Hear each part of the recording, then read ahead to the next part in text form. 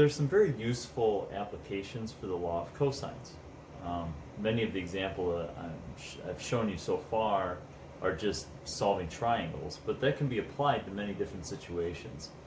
I one time had a student several years ago who actually worked for the electric company, and after teaching the law of cosines, she said, well, I've used this before, and she actually gave me an example of where she had used it outside of the classroom. It was very interesting.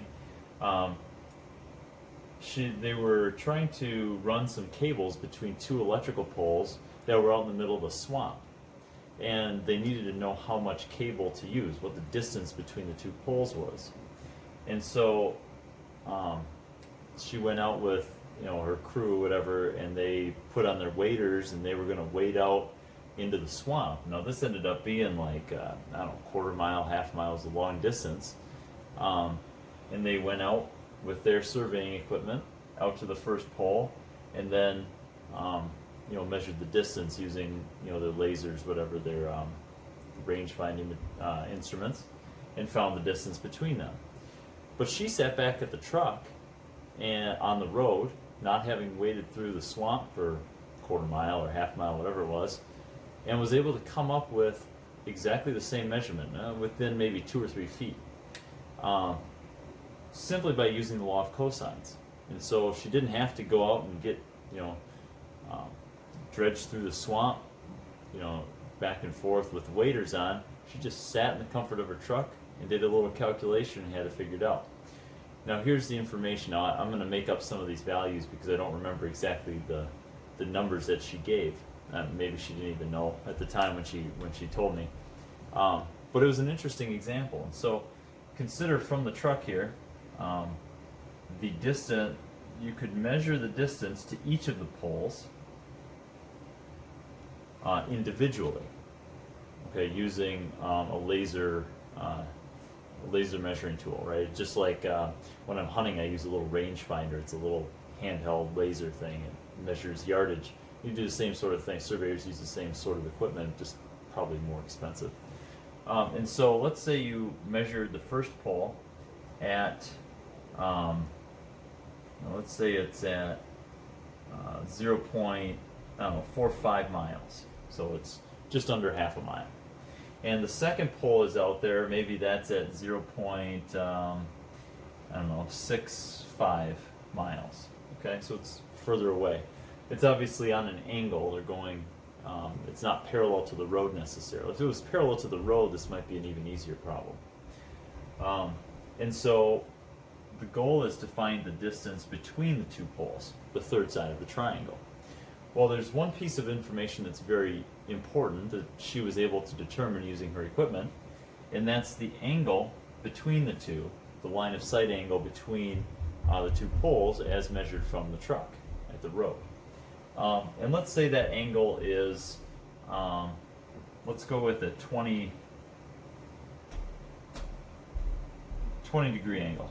We'll make it a nice round value here.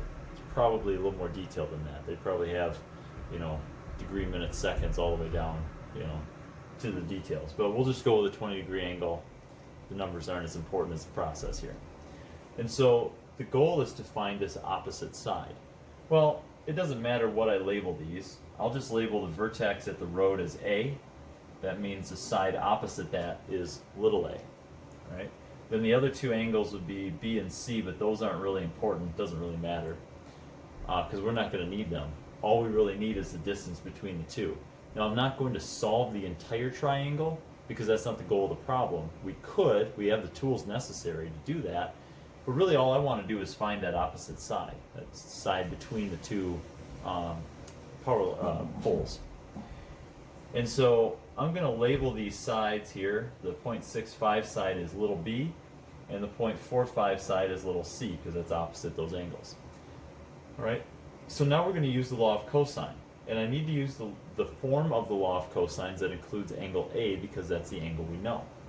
So I'm going to use side A and angle A as the two outer values. So it's going to be little a squared equals b squared plus c squared minus 2bc times the cosine of A, big A.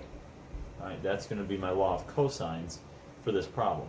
I could use any of the law of cosines,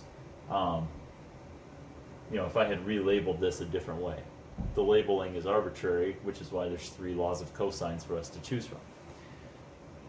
And so now I just plug in my values, everything I know. So the A value is left unknown. We don't know that. So we'll leave that as A squared.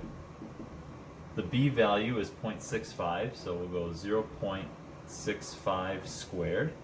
The C value is 0.45. Then we have 2 times B, which is again 0.65. C is 0.45. And the cosine of 20 degrees. Okay? Alright, so now I'm going to go ahead and calculate that entire right side of the equation. Just punch it into the calculator.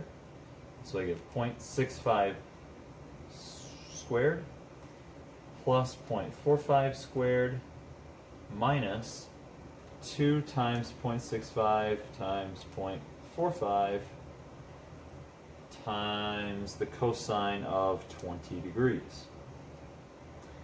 And what I end up with is an A squared value of approximately 0.11192782291. That's what my calculator has. It's a rounded value, but we've got several digits available to us there. But of course, I'm not looking for A squared, I'm looking for A. So I want the square root of that, right? So A, if I were to calculate the square root of that answer, is going to be approximately 0.33455,61673 miles. And of course, I wouldn't want that much accuracy on this problem because I didn't get that much accuracy with my measuring tools. I have everything down to the nearest hundredth, 2 decimal places.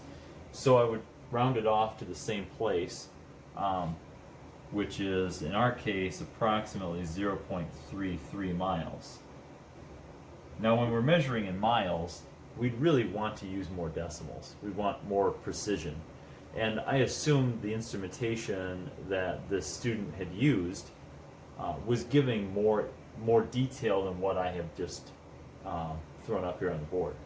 So most likely she had way more precision in these, measuring out to several more decimal places, or even being measured in yards rather than miles. I don't know.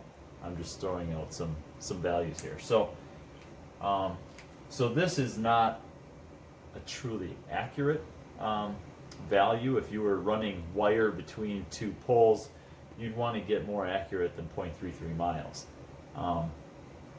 You'd want it down pretty close, and like I said at the beginning, this student had it down to just within a couple feet of error compared to her co-workers who drudged through the swamp in their waders and took the measurement from the first pole.